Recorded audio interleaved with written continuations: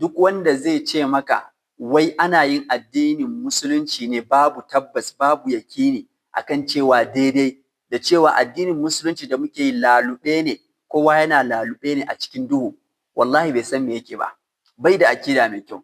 Wato bai yadda da annabi Muhammad sallallahu alaihi wasallam ba, bai yadda da Qur'ani ba, bai yadda da hadisai ba.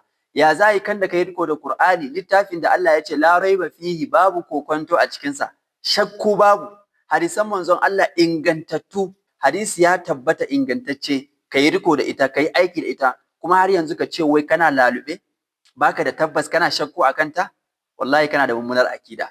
Kawai idan kai riko da Qur'ani da sunna, kuma baka fassara Qur'ani ko sunna da ra'ayinka ba, kana duba ya sahabbai suka yi, ya magabata suka yi, to kana kan daidai. Wannan la shak shine addinin Allah. Inna ad-dina indallahi al-islam. Al-yawma akmaltu lakum dinakum.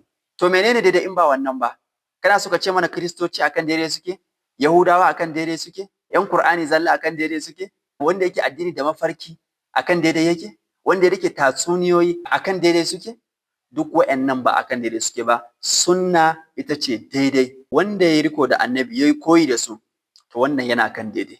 Fa in amanu bi mithli ma amantum bihi faqad ihtadaw. Idan kun yi imani da kwatankwacin abin da suka yi imani da shi su magabata, kun shiryu, to ahlus sunna sune akan shiriya. Ahlus sunna na farko sune sahabban manzon Allah. Wal asasu alladhi tubna alaihi al-jama'a hum ashabu Muhammad. Haka Imam Barbahari ya ce cikin sharh sunna. Sahabbai sune ahlus sunna na farko. To don haka duk wata kungiya, duk wata ɗarika, duk wata mazhaba wacce ba ta kan wato doro na aqida ta ahlus sunnah wal jama'a bata ce, kuma a nisance ta.